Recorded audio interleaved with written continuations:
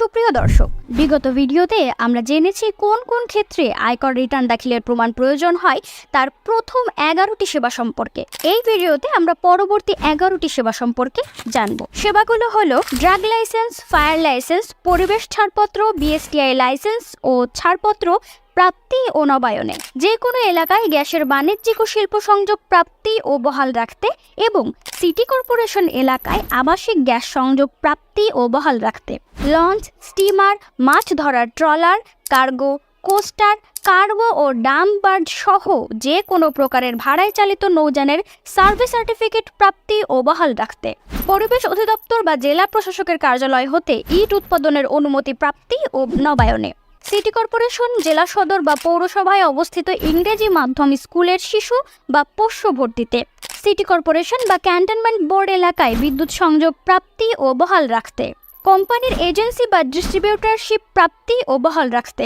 আগ্নেয়াস্ত্রের licence প্রাপ্তি ও বহাল রাখতে, আমদানির উদ্দেশ্যে ঋণপত্র খোলাই, 5 লক্ষাধিক টাকার পোস্ট অফিস সঞ্চয়ী হিসাব খোলাই, 10 লক্ষাধিক টাকার মেয়াদি আমানত খোলাই ও বহাল রাখতে।